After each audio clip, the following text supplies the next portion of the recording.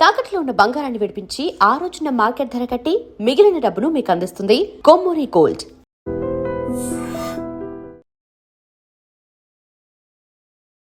ప్రేక్షకులందరికీ పరాభవనామ ఉగాది సంవత్సర శుభాకాంక్షలు. ఈ రోజు మనతో పాటు బ్రహ్మశ్రీ గుండెపూడి శివసుధీర్ శర్మ గారు ఉన్నారు. వారితో మాట్లాడదాం. నమస్కారం గురుగారు. శ్రీమాత్రే నమః. శ్రీ గురుభ్యో నమః. గురుగారు, ఈ పరాభవనామ సంవత్సరం అసలు ఏ విధంగా ఉండబోతుంది? ప్రకృతి రీత్యా కావచ్చు, యుద్ధాల పరంగా కావచ్చు, అసలు ఏ విధంగా ఉండబోతుంది? ముఖ్యంగా మనకి నవనాయకుల ఫలాలు అని చెప్పి ఒకటి ఉంటాయి. ఈ నవగ్రహాలే ఈ నవనాయకులు అవుతూ ఉంటారు. వాటి వల్లనే మనకు ఉండేటువంటి వైపరీత్యాలు కావచ్చు, శుభాశుభాలు కావచ్చు, కష్టాలు కావచ్చు, నష్టాలు కావచ్చు, లాభాలు కావచ్చు, ఏవైనా సరే సంవత్సర ఫలితాన్ని తప్పనిసరిగా నిర్దేశిస్తూ ఉంటాయి. వాటిల్లో రాజు గురుడు, మంత్రి కుజుడు, సైన్యాధిపతి చంద్రుడు, సస్యాధిపతి శుక్రుడు, ధాన్యాధిపతి బుధుడు, అలాగే అర్ఘ్యాధిపతి చంద్రుడు, మేఘాధిపతి చంద్రుడు, రసాధిపతి సూర్యుడు, నీరసాధిపతి గురుడు. వీటి ఫలితం వల్ల మనకి ఈ సంవత్సరం ఒక భారతదేశం అనే కాదు, ప్రపంచం మొత్తం కూడా ఏ విధంగా ఉండబోతుందని చెప్పేది ఈ యొక్క నవనాయకుల ఫలితాలే ఉంటాయి. ఈ విధంగా కనుక చూసుకుంటే మనకి అన్నీ కూడాను భారతదేశంలో ఉన్నత స్థానం తప్పనిసరిగా భారతదేశం ప్రపంచ దేశాలు అన్నింటిలో కూడా భారతదేశం చాలా ఉన్నతంగా ఉండబోతుందని చెప్పడంలో ఏమాత్రం కూడా సంశయం లేదు. కానీ వీటిల్లో రాబోయేటువంటి రోజుల్లో ప్రపంచ అన్ని దేశాల్లో ఆర్థికంగా చాలా కుంగిపోయేటువంటి పరిస్థితులు కనపడుతున్నాయి. ఫైనాన్షియల్ ప్రాబ్లమ్స్ అనేది అన్ని దేశాలకు రాబోతుంది, ఒక భారతదేశానికి తప్ప. ఎన్ని దేశాల్లో కష్టాలు ఆర్థికపరమైనటువంటి కష్టాలు ఎదుర్కొంటున్నా భారతదేశం మాత్రం దాన్ని అధిగమించి ముందుకు వెళ్తుందని సగర్వంగా మనం చెప్పుకోవచ్చు. అంటే మనం ఆల్రెడీ భారతదేశం ఒక అడుగు ముందుకు వేస్తున్నాం ఇప్పటికే ప్రపంచ దేశాలతో. ఇంకొక మెట్టు ఎదిగి ప్రపంచ దేశాలు మొత్తం కూడా మన భారతదేశం వైపు తలెత్తి చూసుకునేంత స్థాయికి ఎదగబోతుందని చెప్పుకోవడం గర్వంగా చెప్పుకోవచ్చు. అలాగే ముఖ్యంగా యుద్ధ భయం, ప్రపంచ యుద్ధం ప్రారంభమైందనేది అందరికీ తెలిసినటువంటి విషయమే. ఆల్రెడీ చివరి సంవత్సరం పంచాంగ శ్రవణంలో కూడా చెప్పుకున్నాం మనం. ఈ సంవత్సరం కూడా యుద్ధ భయం ఇంకా పెరుగుతుంది, ఇంకా దేశాలు ఇంకా కొట్టుకునేటువంటి యుద్ధాలు చేసుకునేటువంటి వాతావరణం ఉంటుంది. దీంట్లో కూడా భారతదేశం పోయిన సంవత్సరం కనుక ఏ విధంగా అయితే ఆపరేషన్ సింధులో జయాన్ని పొందిందో ఆ విధంగా ఈ సంవత్సరం కూడా శత్రు దేశాలని సమర్థవంతంగా ఎదుర్కొనేటువంటి ఉన్నతమైనటువంటి శక్తివంతమైనటువంటి దేశంగా మన భారతదేశం ఉండబోతుంది అని చెప్పుకోవచ్చు. మిగిలిన దేశాలన్నీ కూడా కొంతవరకు నష్టాన్ని ఇచ్చేస్తూ ఉంటాయి. యుద్ధం వల్ల నష్టపోకుండా ఉండగలిగినటువంటి ఏకైక దేశం ఈ సంవత్సరం ఉండేటువంటి ఈ నవగ్రహాల పరిపాలన వల్ల తప్పనిసరిగా భారతదేశం ఒక్కటే అని చెప్పుకోవచ్చు. ఒక్కటే భారతదేశం ఒక్కటి మాత్రమే సంక్షేమం అంటే ఈ ఆర్థిక సంక్షోభం నుంచి బయటపడుతూ మంచిగా ఉన్నతంగా ఎదిగేటువంటి పరిస్థితులు కనపడుతున్నాయి. అలాగే రాబోయేటువంటి రోజుల్లో జూన్ నెల తర్వాత బంగారం, వెండి రేట్లు విపరీతంగా పెరగబోతున్నాయి. ఇప్పుడు చాలా వరకు తగ్గుతూ ఉన్నాయి, పెరుగుతూ ఉన్నాయి. కానీ అక్కడి నుంచి ఇంకా పెరిగేటువంటి స్థాయికి ఉంటుంది. 2020 సంవత్సరం చివరి నాటికి వాటి రేట్లు కూడా మనం అందుకోవడం కష్టంగానే ఉండేటువంటి పరిస్థితిలో ఏర్పడుతుంది. ముఖ్యంగా గురుడు చంద్రరాశి అయినటువంటి కర్కాటక రాశిలో ప్రవేశం చేయడం వల్ల ఈ రెండింటికి కూడాను ఎక్కువగా రేట్లు పెరిగేటువంటి అవకాశాలు ఉన్నాయి. అలాగే నల్ల రేగడి, ఎర్ర రేగడి నేలలు ఉంటాయి కదా, ఇవి పంటలు విరివిగా పండుతాయి అంటే రైతులు మంచి సస్యశ్యామలంగా ఉండేటువంటి పరిస్థితులు. అట్లాగే ఈ ఎండాకాలం ప్రారంభంలోనే దాదాపు ఏప్రిల్ ఆ సమయంలోనే మనకి వడగాల్పుల వల్ల పండ్ల తోటలు నష్టపోతాం. పండ్ల తోటలు మామిడి పండు, బత్తాయి పండు ఇట్లాంటివి ఉంటాయి కదా, ఇవన్నీ కూడా నష్టపోయేటువంటి అవకాశం ఎక్కువగా కనపడుతుంది వడగాల్పులు ఎక్కువగా ఉండటం వల్ల. అలాగే ముఖ్యంగా అరటి పండు ఇవన్నీ కూడాను పండ్ల రేట్లు తగ్గిపోతూ ఉంటాయి. ఇప్పుడు ప్రతి సంవత్సరం మనకు పెరుగుతూ ఉన్నాయి, ఈ సంవత్సరం తగ్గేటువంటి అవకాశాలు సంపూర్ణంగా కనపడుతూ ఉన్నాయి. అలాగే మన భారతదేశంలో 4 వీసములు అంటారు వర్షాన్ని. 4 వీసాల వర్షం అంటే కావలసినంత వర్షం పడుతుంది. నదులు, సముద్రాలు, సెలయేరులు, చెరువులు నిండుగా నీళ్లతో కడకళ్ళాడుతూ ఉంటాయి మన భారతదేశంలో. కాబట్టి సస్యశ్యామలానికి కావాల్సినటువంటి నీరు ఎంతైతే ఉందో అంత చక్కగా అందుతుంది. దాంతో పంటలు కూడా మంచిగా పండి రైతులు కూడా ఆనందంగా ఉంటారు. మనం తినడానికి కావాల్సినటువంటి ధాన్యం కూడా చక్కగా ఉంటుంది. కానీ ఈ సంవత్సరం ఎక్కువగా రేట్లు పలికేటువంటి ధాన్యాలలో శనగ, కందులు, మినుములు, బియ్యము ఇట్లాంటివి, వేరుశనగ, వీటికి అతి ఎక్కువ రేట్లు పలుకుతాయి. అలాగే నూనెలు కూడా విపరీతమైనటువంటి రేట్లు పెరుగుతాయి. దాంట్లో కూడాను అంటే ఇవన్నీ కూడా నిల్వ ఉంచుకునేటువంటి వాళ్ళ అదృష్టం అని చెప్తాం వ్యాపారానికి రాబోయేటువంటి రోజుల్లో. అంతేకాకుండా ఈ సంవత్సరం పడేటువంటి వర్షాలు కొంత మాత్రం అంటే ఈశాన్య రాష్ట్రాలు అంటాం, ఈశాన్య రాష్ట్రాల్లో వర్షాల వల్ల కొంతవరకు నష్టం వాటిల్లేటువంటి అవకాశం ఉంది. అలాగే ఉత్తర అమెరికా, దక్షిణ అమెరికా ప్రాంతాలలో వర్షాలతో వచ్చేటువంటి వాళ్ళకి ప్రమాదాలు ఏవైతే ఉన్నాయో కొన్ని సంవత్సరం కూడా మనం చూసాము, చాలా వరకు కొట్టుకుపోయినాయి. ఈ సునామీ ఇట్లాంటివి అన్నీ కూడా వచ్చే వాళ్ళకి. అలాగే వర్షాల వల్ల ఈ సంవత్సరం కూడా అమెరికా దేశాలలో ఎక్కువగా నష్టం వాటిల్లేటువంటి పరిస్థితులు కనపడుతూ ఉన్నాయి. ముఖ్యంగా ధరలు పెరుగుతూ ఉంటాయి, తగ్గుతూ ఉంటాయి, కానీ బంగారాలకు మాత్రం ఏ రకమైనటువంటి తగ్గుదల లేదు. రైస్ మిల్లర్స్ వీళ్ళు కూడా చాలా బాగా లాభపడేటువంటి అవకాశం ఉంది. దీంట్లో మనకి 16 వీసాల పంట మొత్తం ప్రపంచం మొత్తం చూసుకుంటే దాంట్లో 12 వీసాల పంట మన భారతదేశంలోనే పడుతుందని చెప్పి చెబుతున్నారు. అంటే భారతదేశం ఎక్కడ కూడా సస్యశ్యామలంగా ఉంటుంది, ఎక్కడ ఏ రకమైనటువంటి కొరత లేకుండా, లోటు లేకుండా హాయిగా ప్రశాంతంగా ఉండేటువంటి వాళ్ళలో. మొన్నటిదాకా భారతదేశం అంతా దారిద్ర్యమైనటువంటి బాధలు చిక్కుపోయిందని చెప్తున్నారు. ఇప్పుడు అన్ని దేశాల కంటే ఉన్నతంగా ఉండేటువంటి ఆర్థిక విలువలతో ఆర్థిక స్తోమత పెంచుకునేటువంటి దేశాల్లో భారతదేశం మొట్టమొదటిగా ఉంటుంది. యుద్ధ భయం లేకుండా వచ్చిన యుద్ధాన్ని ఎదుర్కొనేటువంటి స్తోమత కలిగినటువంటి దేశంగా కూడా భారతదేశం ఉండబోతుంది. అట్లాగే ఉత్తరాది రాష్ట్రాలలో అంటే నార్త్ ఇండియా అని చెప్తూ ఉంటాం కదా, ఎక్కువ ఈ ఉష్ణోగ్రతలు బాగా నమోదవుతాయి. ప్రతి సంవత్సరం ఉండేదానికంటే ఇప్పటికే దాదాపు సంవత్సరానికి 42 అట్లా చూస్తున్నాం మనం ఎండాకాలంలో. ఈ సంవత్సరం ఇంకాస్త ఎక్కువగా పెరిగేటువంటి పరిస్థితులు ఎక్కువగా ఉన్నాయి. తద్వారా కూడా ఎక్కువగా ప్రాణ నష్టం జరిగేటువంటి పరిస్థితులు కనపడుతున్నాయి. అలాగే చలికాలానికి వచ్చేసరికి చలి కూడా విపరీతమైనటువంటి స్థాయిలో వెళ్ళిపోతుంటుంది. దాని ద్వారా కూడా ముదసలి అంటే బాగా ఏజ్డ్ పర్సన్స్ ఎవరైతే ఉంటారో వాళ్ళకి ప్రాణ నష్టం వాటిల్లేటువంటి అవకాశం కూడా కనపడుతుంది. అలాగే ఈ సంవత్సరం పిడుగులతో కూడుకున్నటువంటి వర్షాలు కూడా ఎక్కువ పడుతూ ఉంటాయి, అధికంగా పడుతూ ఉంటాయి. కానీ వాటి వల్ల ఏ రకమైనటువంటి నష్టం వాటిల్లేటువంటి పరిస్థితి కనపట్టలేదు. పిడుగులు ఊరు చివరిలో పట్టడం, ఈ పంట పొలాల్లో పట్టడం, ఇట్లాంటి వాటి వల్ల పెద్ద ఇదైతే ఏం లేదు. రైతులు చాలా సంతోషంగా ఉండేటువంటి పరిస్థితి కనపడుతుంది ఈ సంవత్సరం అంతా కూడా. అలాగే ఈ సంవత్సరం మనకి కర్తరి అంటాం. కర్తరి అంటే మనకి ముహూర్తాలు ఉంటాయి కదా, ఈ ముహూర్తాలు ఉండేటువంటి సమయంలో కర్తరి అంటే ఆ సమయంలో గృహప్రవేశాలు, ఇంటికి సంబంధించినటువంటి పనులు ప్రారంభించడం, కర్ర పనులు, మట్టి పనులు, సిమెంట్ పనులు ఇట్లాంటివి చేయకూడనటువంటి రోజులు ఉంటాయి కొన్ని. ఆ నిర్ణయం అంటే ఏ రోజుల్లో వస్తుంది ఈ సంవత్సరంలో మొత్తం మీద చూసుకుంటే మనకి 4/5/2026 అంటే మే నెల 4వ తారీఖు నుంచి వైశాఖ బహుళ తదియా సోమవారం నుండి చిన్న కర్తరి అంటారు. దీంట్లో 2 కర్తలు ఉంటాయి, చిన్న కర్తరి, పెద్ద కర్తరి అంటే నిజ కర్తరి అంటారు దాన్ని. అది కూడా 11/5/2026 వైశాఖ బహుళ నవమి సోమవారం వరకు చిన్న కర్తరి ఉంటుంది. అలాగే ఇక్కడ 29/5/2026 నుంచి అధిక జ్యేష్ఠ శుక్ల త్రయోదశి నుంచి శుక్రవారం వరకు కూడాను పెద్ద కర్తరి ఉంటుంది. ఈ సమయాల్లో ఏ రకమైనటువంటి గృహప్రవేశాలు, ఇంటి శంకుస్థాపనలు ఇట్లాంటి పనులు చేయడానికి పనికిరాదు. ఇక మౌఢ్యమి ఇదందరికీ తెలిసిందే. మూఢమి అని చెప్పి వాడుక భాషలో పిలుస్తూ ఉంటాం. మూఢమి అంటే ముహూర్తాలు అసలు ఏమీ ఉండవు, పెళ్ళిళ్ళు ఉండవు, గృహప్రవేశాలు ఉండవు, ఏ రకమైనటువంటి కార్యక్రమాలు ఉండవు. కర్తలు పెళ్ళిళ్ళు చేసుకోవచ్చు, కానీ మౌఢంలో ఏ రకమైనటువంటి పనులు చేయకూడదు. దాని వాడుక భాషలో మూఢమి అంటారు. అసలు శాస్త్ర సంబంధమైనటువంటి భాషలో మౌఢ్యమి అంటారు. మౌఢ్యమి అంటే ముడిపడనటువంటిది అని అర్థం. అలాగే పనికిరానటువంటిది, మూఢులు అంటుంటాం కదా, పనికిరానటువంటి వాళ్ళని ఆ విధమైనటువంటి సమయంగా చెప్పుకుంటూ ఉంటాం. ఈ మౌఢ్యం కూడా దీంట్లో కూడా 2 రకాల మౌఢ్యాలు ఉంటాయి, గురు మౌఢ్యమి, శుక్ర మౌఢ్యమి.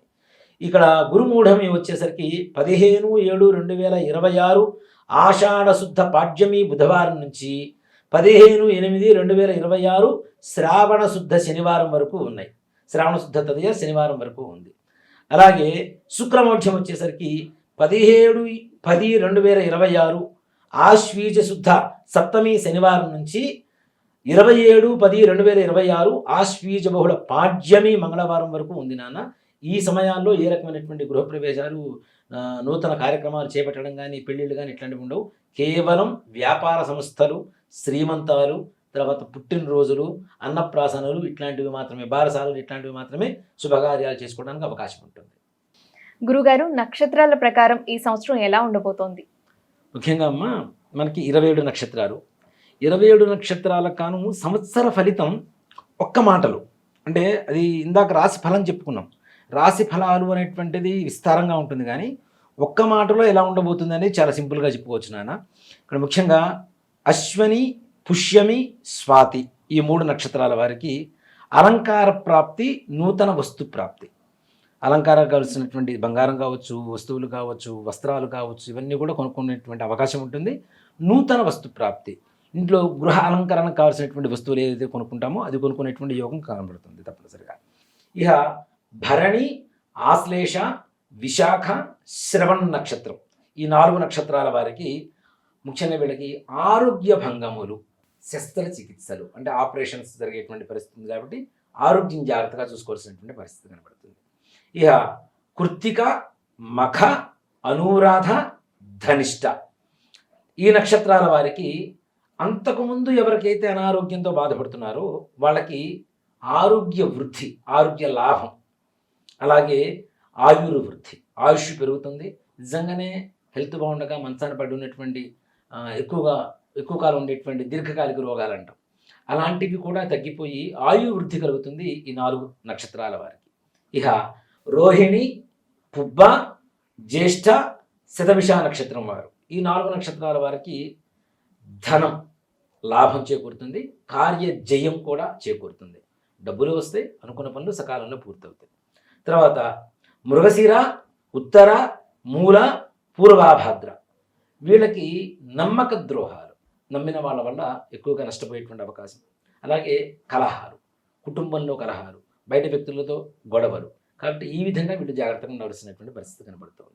అలాగే ఆరుద్ర, హస్త, పూర్వాషాఢ, ఉత్తరాభాద్ర, వీళ్ళకి ఉన్నత స్థితి, కీర్తి లాభం, మంచి ఉద్యోగ యోగాలు, అధికారిక యోగాలు, ధనయోగం, కీర్తి లాభం, మంచి పేరు ప్రఖ్యాతులు తెచ్చిపెట్టేటువంటి పరిస్థితి కనబడుతుంది. పునర్వసు, చిత్త, ఉత్తరాషాఢ, రేవతి నక్షత్రాలు, ఈ 4 నక్షత్రాల వారికి విరోధాలు, మాట పట్టింపులు, కొట్లాటలు, కాబట్టి ఎంతవరకు మాటని పొదుపుగా ఉంచుకుంటే అంత ఉత్తమంగా ఉంటుంది. ఇవి 27 నక్షత్రాల వాళ్ళకి అంటే ఒక్క మాటలో వాడుకుండేటువంటి లాభం కానీ, నష్టం కానీ, ప్రమాదం కానీ, శుభం కానీ చెప్పేటువంటి విధానం అన్నమాట. అలాగే గురుగారు, ఈ పరాభవనామ సంవత్సరంలో రాసుల ప్రకారం ఆదాయ వ్యయాలు, రాజపూజ్యం, అవమానాలు ఏ విధంగా ఉండబోతున్నాయి? ఇందాక మనం రాశి ఫలాల్లో అందరికీ చెప్పుకున్నాను నాన్న, కానీ ప్రత్యేకంగా వీటి కోసం ఎదురు చూసేటువంటి వాళ్ళు చాలామంది ఉంటారు. అలా వీక్షకుల్ని దృష్టిలో పెట్టుకొని చెప్పడం జరుగుతుంది. ఇది మనం కూడా మేషరాశి వారికి ఆదాయం 11, ఖర్చు 5, రాజ్యపూజ్యం 2, అవమానం 4. వృషభ రాశి వారికి ఆదాయం 5, ఖర్చు 14, రాజ్యపూజ్యం 5, అవమానం 4. అలాగే మిథున రాశి వారికి ఆదాయం 8, ఖర్చు 11, రాజ్యపూజ్యం 1, అవమానం 7. ఇక కర్కాటక రాశి వారి విషయానికి వస్తే ఆదాయం 2, ఖర్చు 11, రాజ్యపూజ్యం 4, అవమానం 7. సింహరాశి వారి విషయానికి వస్తే ఆదాయం 5, ఖర్చు 5, రాజ్యపూజ్యం 7, అవమానం 7, అన్నీ సరిసమానమైనటువంటి భావస్థితిలో ఉన్నాయి. కన్యారాశి వారికి ఆదాయం 8, ఖర్చు 11, రాజ్యపూజ్యం 3, అవమానం 3. అలాగే తులారాశి వారి విషయానికి వస్తే ఆదాయం 5, ఖర్చు 14, రాజ్యపూజ్యం 6, అవమానం 3. వృశ్చిక రాశి వారి విషయానికి వస్తే ఆదాయం 11, వ్యయం ఖర్చు 5, రాజ్యపూజ్యం 2, అవమానం 6. ధనుస్సు రాశి వారి విషయానికి వస్తే ఆదాయం 14, ఖర్చు 11, రాజ్యపూజ్యం 5, అవమానం 6. మకర రాశి వారి విషయానికి వస్తే ఆదాయం 2, ఖర్చు 8, రాజ్యపూజ్యం 1, అవమానం 6. ఇక కుంభరాశి వారి విషయానికి వస్తే ఆదాయం 2, ఖర్చు 8, రాజ్యపూజ్యం 4, అవమానం 2. మీనరాశి వారి విషయానికి వస్తే ఆదాయం 14, ఖర్చు 11, రాజ్యపూజ్యం 7, అవమానం 2. ఈ విధంగా ద్వాదశ రాశుల వారికి ఆదాయ వ్యయాలు, రాజ్యపూజ్య, అవమానాలు ఈ విధంగా ఉండబోతున్నాయి. గురుగారు, కందాయ ఫలాలు అంటే ఏంటి? ఇది ఏ నక్షత్రం వారికి ఏ విధంగా ఉండబోతోంది? కందాయ ఫలములు అంటే, కందాయము అంటే 4 నెలలు నాన్న. సంవత్సరంలో ఎన్ని నెలలు మనకి? 12 నెలలు. 3 కందాయాలుగా విభజిస్తాం. 3, 4, 12 నెలలు కదా, 3 కందాయాలుగా చెప్తూ ఉంటాం. ఈ 3 కందాయాల్లో 0 ఉందనుకోండి, మొదటి కందాయంలో 0 ఉంది, మొదటి 4 నెలలు శూన్య ఫలితం అని అర్థం. అలాగే బేస్ నెంబర్ ఇప్పుడు 3, 7, 1, 5, 9 ఇట్లా ఉన్నాయి అనుకోండి, అది ఉత్తమమైనటువంటి ఫలితం. అలాగే సరి సంఖ్య ఉంటుంది, 2, 4, 6, 8 ఇట్లా ఉంటాయి కదా, సరి సంఖ్య ఉంటే సమానమైనటువంటి ఫలితం వస్తుంది. ఇవి 3, 4, 12 నెలలు 1, 2, 3 కందాయాలుగా చెప్తూ ఉంటాం. ఏ కందాయంలో ఏ నెంబర్ ఉంటుందో దాని ఫలితం మనకు వస్తూ ఉంటుంది. మొదటి కందాయంలో 0 ఉంటే 0 ఫలితం, బేస్ సంఖ్య ఉంటే ఉత్తమ ఫలితం, సరి సంఖ్య ఉంటే తక్కువ సమానమైనటువంటి ఫలితం. అది ఏ కందాయంలో ఏ నెంబర్ ఉందనేది మనం వివరంగా ఇప్పుడు చెప్పబడడం జరుగుతుంది. అది 27 నక్షత్రాలకి ఉంటుంది కందాయ ఫలం. ఇది చాలా తక్కువ మంది కూడా చెబుతూ ఉంటారు. ఇది చాలా ప్రధానమైనటువంటి అంశంగా కూడా పంచాంగ శ్రవణంలో చెప్పబడుతూ ఉంది. నాన్న, అశ్విని నక్షత్రం వారికి 4-0-0 అంటే అర్థమయ్యేలా చెప్తాను ఒక్కసారి. అశ్విని నక్షత్రం మొదటి 4 నెలలు 4వ నెంబర్తో నడుస్తుంది, అంటే సమానమైనటువంటి ఫలితం.